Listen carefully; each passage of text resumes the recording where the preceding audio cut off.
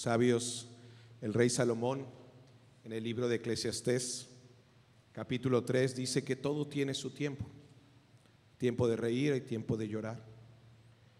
Pero al final de explicar los tiempos dice, todo lo hizo hermoso en su tiempo y ha puesto eternidad en el corazón de ellos, sin que alcance el hombre a entender la obra que ha hecho Dios desde el principio hasta el fin. Señor, nada hace sin propósito, sin su tiempo, y somos nosotros tenemos que entender esos tiempos de Dios para glorificarle y alabarle. Y estamos hoy aquí para orar, para dar gracias y para alabar su nombre. Así que hoy tenemos también una participación especial de nuestra hermana Carolina Bolaños. Así que vamos a darle el tiempo para glorificar también el nombre de nuestro Dios.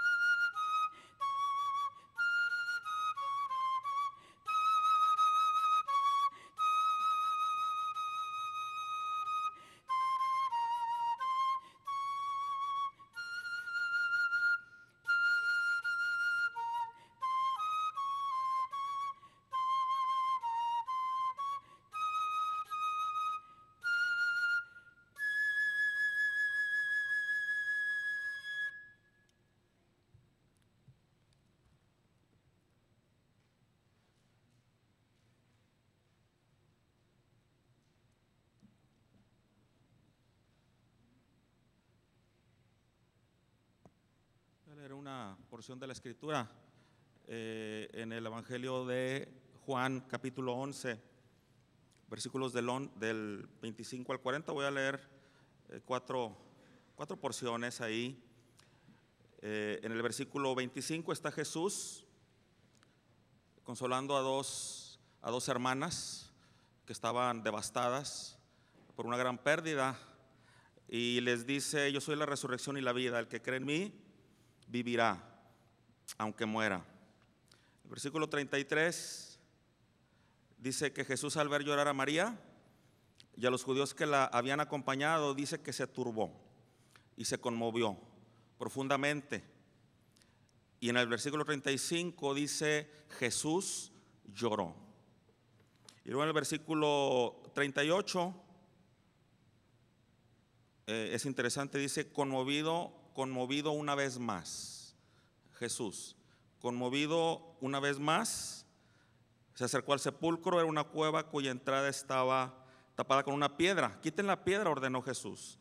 Señor, objetó Marta, la hermana del muerto, que ya debe oler mal, pues lleva 4 días ahí. Dice Jesús: ¿no te dije que si crees verás la gloria de Dios? Le contestó Jesús. Esa es la palabra del Señor. Realmente el punto máximo en donde como hijos de Dios, con un diseño de vida para nosotros, el punto máximo donde realmente crecemos a semejanza de Cristo, el punto máximo donde aprendemos realmente a vivir por fe, donde realmente el elemento más importante de nuestra vida, que es nuestra fe, nuestra confianza en nuestro Creador a través de la obra de su Hijo Jesucristo, donde más se fortalece, donde más crece, es en los momentos de dolor. Realmente cuando Dios permite que pasemos por una situación de sufrimiento, lo cual es lo que más como humanos quisiéramos evitar en la vida. Realmente sí, Dios tiene un plan muy grande para nuestra vida, porque lo que a Dios más le importa es nuestra relación con Él y nuestra dependencia de Él. Y esta dependencia se fortalece y se acrecenta más en medio del sufrimiento. Lo podemos ver aquí en este pasaje, pero hay un aspecto también, que en medio de nuestra debilidad en el sufrimiento, reaccionamos en nuestra debilidad, y no solo al sufrir, sino que también empezamos, como muestra del dolor, como reflejo del dolor, empezamos a cuestionar a Dios, empezamos a preguntar, hacemos preguntas muy lógicas, que incluso nuestra limitada entendimiento de la vida, porque somos limitados, llegamos hasta a cuestionar a Dios. Y no solo eso, sino que en nuestra propia justicia limitada llegamos a decir: ¿por qué tiene que pasar esto? ¿O por qué personas que aman a Dios tanto tienen que partir? ¿Por qué personas que aman a Dios tanto tienen que ser retiradas de este mundo? ¿Por qué eso causa sufrimiento? Y el punto medular es esto: en medio de nuestro sufrimiento pensamos y creemos que a Dios no le importa nuestro sufrimiento. Y por eso muchas veces clamamos a Él y le preguntamos, como si a Él no le importara lo que estamos sintiendo. Aquí en este pasaje es una forma muy impresionante de ver esto y de ver cómo realmente al que más le importa, al que más le duele nuestro sufrimiento, es a Dios. Y meditémoslo a través de 3 frases, de 3 palabras que vemos derivadas de este pasaje, 3 palabras que quiero enfatizar. La primera palabra es dolor, la segunda palabra es amor, y la tercera palabra es esperanza. Es dolor, es amor y es esperanza. Entonces, la primera palabra, dolor, lo vemos. Dice que Jesús la vio llorar a las 2 mujeres, vio llorar a los judíos que la acompañaban, la familia, los amigos, que también lloraban, y dice: se estremeció. Jesús se estremeció en espíritu y se conmovió, y Jesús lloró. Todos conocemos este pasaje, 3 hermanos, dos mujeres, Marta y María, un hermano Lázaro cae enfermo, y entonces cuando cae gravemente enfermo, las hermanas mandan buscar a Jesús. Jesús estaba en su ministerio y le pidieron que llegara para que sanara a Lázaro, hiciera alguna obra milagrosa en la vida de Lázaro, pero por el plan de Dios y su soberanía para glorificar su nombre, Jesús mismo dice: esto será para glorificar el nombre de Dios. Cuando llega Jesús, Lázaro ha muerto. En esta parte dice que Jesús las ve llorar, se estremece en espíritu, y es bien importante porque Jesús ya tenía un plan. Jesús ya tenía destinado qué iba a ser un gran milagro. De hecho está catalogado como el milagro de milagros. Está catalogado como el gran milagro que incluso llevó al límite a los enemigos de Jesús, donde prácticamente este milagro fue el detonador para que Jesús fuera a morir. Fue el milagro que detonó que Jesús fuera llevado a morir en la cruz.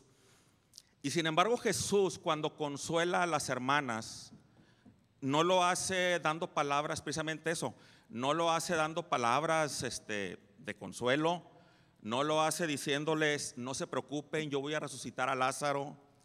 No les dice eso. La respuesta de Jesús es llorar con ellas. La respuesta de Jesús es llorar con ellas. Y aquí vemos claramente cómo sí, el expresar nuestro dolor por alguien que amamos es algo muy importante para nuestra vida. Lo más importante que podemos hacer es expresar ese dolor como lo hagamos. Y lo más importante, al estar con una persona que amamos que tiene una pérdida, lo más importante que podemos hacer es llorar con esa persona.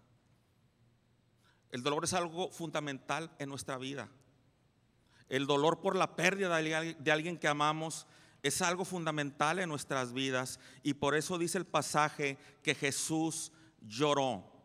¿Y por qué Jesús lloró? Porque la tristeza, el llanto, la desolación, la separación no es parte del plan de Dios para nosotros. Eso no es parte del plan de Dios para sus hijos. El llanto, la desolación, la tristeza, la muerte, la separación son producto del pecado del hombre, son producto del pecado que entró al hombre, son producto de la caída de la humanidad, son consecuencia directa del pecado que entró al género humano. Y por eso Jesús llora cuando ve a sus amados sufrir. Pero por eso Jesús vino a este mundo y se encarnó, se hizo vulnerable igual que nosotros, porque Jesús tenía un plan contra la muerte. Ese es el primer aspecto: dolor. La fuente más grande del dolor es la separación, es la muerte, definitivamente. Es el punto culminante que enfrentamos los seres humanos cuando sufrimos. Enfrentar la muerte, enfrentar la separación. Y todos estamos destinados a enfrentarnos con la muerte tarde que temprano. No solo que nosotros muramos, sino que nuestros más allegados o amados tengan que partir. Segundo aspecto: amor. El versículo 36 dice que las personas que veían a Jesús llorar se asombraban cuando veían a Jesús llorar y exclamaban. En la versión Reina Valera dice: miren cuánto le amaba, miren cuánto le querían. Y esta es nuestra expresión, realmente. Esta es nuestra expresión. Estamos escuchando los testimonios de la vida de Lisette. Ya los escuchamos, ahí están todas las obras maravillosas de lo que Dios hizo a través de ella, de cómo ella fue de bendición para todos los que la conocimos, para su familia, cómo glorificó a Dios en su vida. Y precisamente al perder eso y al ver a su familia, nosotros mismos que los consideramos como nuestra familia, lloramos, podemos sentir y podemos decir: miren cuánto la amaban. Definitivamente, cuánto la amaban, cuánto la querían, cuánto la amábamos, cuánto la queríamos.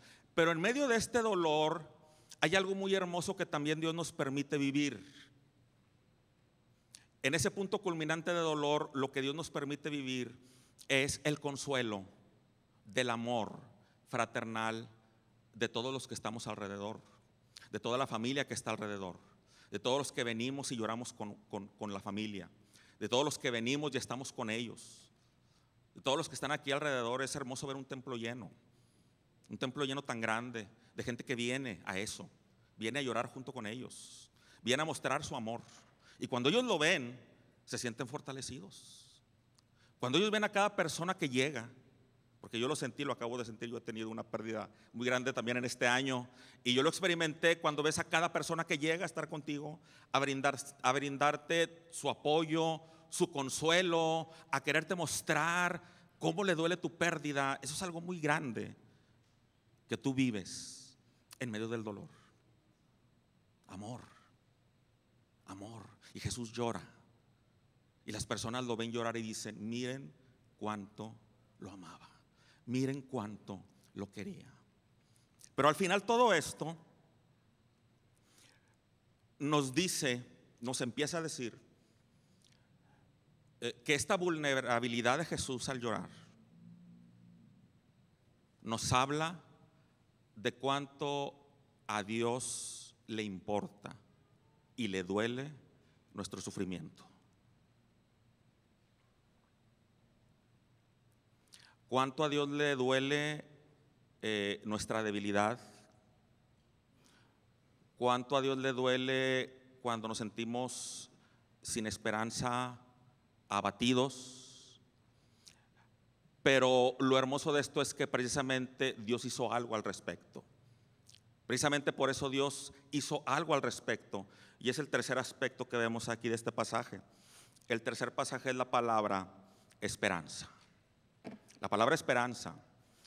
Y aquí cuando Jesús llora y consuela, le dice a una de las hermanas: ¿no te he dicho que si crees verás la gloria de Dios? Le dijo Jesús: yo soy la resurrección y la vida. El que cree en mí, aunque esté muerto, vivirá. Marta, si crees verás la gloria de Dios. Y entonces ya Jesús va al sepulcro. Entonces dice el pasaje que Jesús se para en el sepulcro, y otra vez, versículo 33 dice: Jesús entonces, al verla llorando, y al ver a los judíos que la acompañaban también llorando, se estremeció en espíritu y se conmovió. Y entonces va al sepulcro y dice: Lázaro, sal del sepulcro. Lázaro, sal del sepulcro. Y muchos comentaristas dicen que este llanto de Jesús, más que dolor, es mucho dolor, pero también es una gran dosis de furia y enojo contra los efectos que causa la muerte. La muerte es el principal enemigo. La muerte es el principal enemigo que Jesús vino a vencer. El pecado, pero la muerte es la culminación. La muerte es la culminación de todo lo que el pecado provoca. Y es precisamente eso lo que Jesús vino a vencer. Y por eso dice: yo soy la resurrección y la vida. El que cree en mí, aunque esté muerto, vivirá. Porque la muerte es consecuencia del egocentrismo y pecado del hombre. Y estamos en ese proceso, en este mundo. Ahora, Jesús cuando resucita a Lázaro, también es una muestra del amor hacia Lázaro y hacia sus hermanas. Pero esto implicó algo más que esa, no iba a decir simple resurrección, no fue nada simple, fue el gran milagro, pero implica más allá de este milagro. Jesús resucita a Lázaro, sí, porque lo amaba, porque amaba a sus hermanas. Pero lo que todos sabemos es que Lázaro, años después, ¿qué pasa con Lázaro? Lázaro murió. Lázaro volvió a morir y al final Lázaro murió. Jesús iba más allá que eso, mucho más allá. Y Jesús amaba tanto a Lázaro que lo sacó del sepulcro. Pero no solo eso, sino que Jesús amaba tanto a Lázaro, a sus hermanas, a Lisette, a ti, a mí. Nos amaba tanto a todos que estuvo dispuesto no solo a sacar a Lázaro del sepulcro, sino que Jesús estuvo dispuesto a más tarde ir al sepulcro él mismo. Jesús estuvo dispuesto a ir al sepulcro él mismo, a morir por ti y por mí, para acabar, para combatir de raíz con los efectos de la muerte que provoca el pecado. Y esta es la máxima y la más grande esperanza, porque al tercer día después de que Jesús fue al sepulcro, Jesús resucitó de la muerte y venció a la muerte con poder. ¿Qué representa que Jesús haya vencido a la muerte con poder y que haya resucitado? Esa es la más grande fuente de esperanza para todos nosotros. Especialmente cuando podemos ver a nuestro ser amado, como decimos, en el hecho del dolor. Yo no pensaba de niño ser pastor, pero escuchaba mucho esa frase y como que veía que todos la decían, ¿no? Muchos ministros la decían, el hecho del dolor. Pero ya vas entendiendo, vas comprendiendo, y sí, es un dolor muy grande ver a tu ser amado ahí postrado, sin esperanza de sanación física. Y entonces, ¿qué representa la resurrección? La resurrección representa no solo que Jesús vence a la muerte, sino la resurrección representa el primer fruto de que para ti, para mí, algún día los efectos no solo del pecado, sino de la muerte, de la enfermedad, de la tristeza, del decaimiento, serán quitados para siempre. Al morir en Cristo tenemos la promesa, no sabemos de qué vamos a morir algún día, pero tenemos la esperanza y la promesa de que, como dice la profecía de Isaías, los que esperan en el Señor volarán como las águilas. Literalmente correrán y no se fatigarán. Cuerpos perfectos, sanados, cuerpos totalmente glorificados, y en donde se cumple la profecía de Isaías, donde dice que algún día Dios devorará a la muerte para siempre. El Señor omnipotente enjugará las lágrimas de todo rostro y quitará de toda la tierra el oprobio. Esta frase, enjugará toda lágrima, representa, es hermoso que te limpien lágrimas. Cuando eras niño y que tus papás te consolaban y te limpiaban las lágrimas, era uno de los actos más tiernos que tú podías experimentar. Lo que dice el pasaje es que cuando seamos glorificados, que sea la resurrección, que Jesús regrese por segunda vez, que estemos en la gloria, en la presencia, cara a cara con nuestro Creador, con nuestro Señor, dice que nuestras lágrimas van a ser enjugadas. Dice que nos va a quitar las lágrimas que hemos llorado. Y eso representa que todos los más grandes anhelos que hemos tenido en esta tierra no solo van a ser cumplidos, sino la expectativa de lo que vamos a vivir en la presencia de nuestro Creador. No tenemos ni la capacidad de imaginarlo. Quiere decir que cada lágrima que hemos llorado en esta tierra, la última lágrima va a ser no solo consolada, no solo va a ser consolada, sino que va a haber una gran dosis de dicha en la presencia de nuestro Creador. Entonces esa es nuestra gran esperanza. Esa es la gran esperanza que tenemos. Esa es la gran esperanza que tenemos, sobre todo cuando nos quedamos aquí. Tenemos la gran esperanza de que nuestro ser amado, tenemos la gran esperanza de que nuestra querida, nuestra amada Lisette, no solo estuvo allí en su lecho, la pudimos ver inconsciente, pero después ella despertó en los brazos de su Creador. Despertó en los brazos de aquel que la amó tanto y se entregó por ella.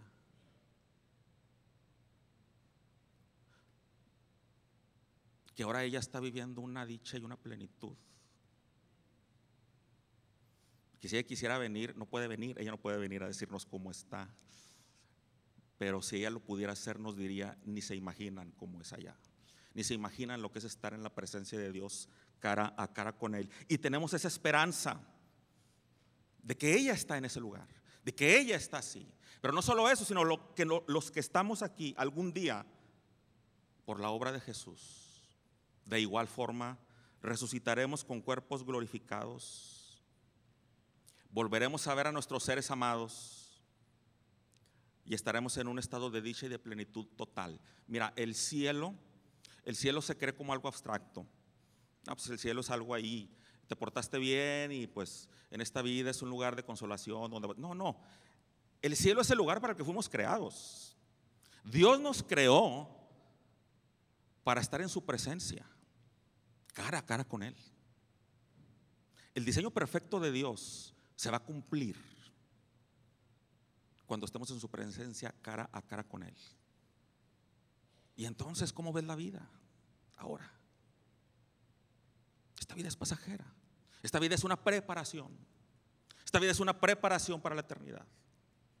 Pero saber esta verdad nos lleva a vivir esta vida entonces en medio de las tribulaciones, en medio de las decepciones, en medio del dolor, en medio de todo lo que vayamos a enfrentar, vivir con la gran esperanza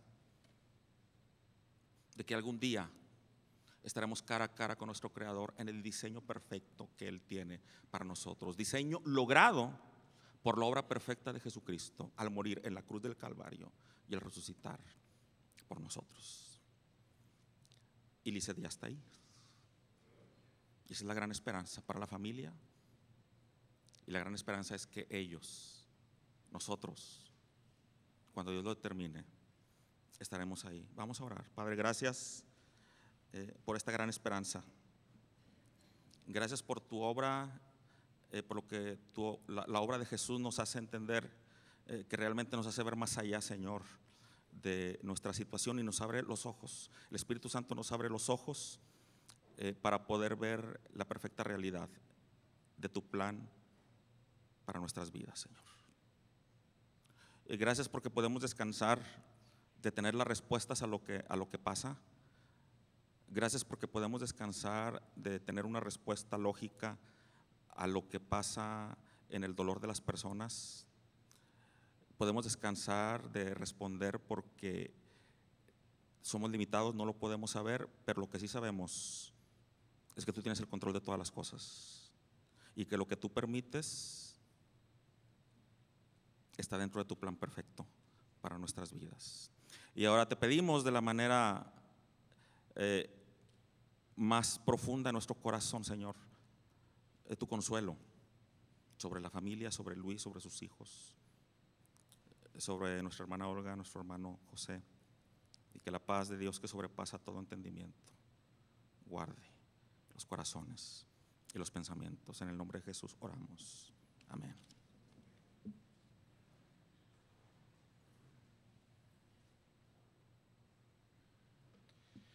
Dice su palabra: bienaventurados de aquí en adelante los muertos que mueren en el Señor. Sí, dice el Espíritu, descansarán de sus trabajos, pero sus obras con ellos siguen. Y el libro de Apocalipsis nos da la esperanza de los miles y miles de toda nación, de toda lengua, que cantan y alaban el nombre de Dios.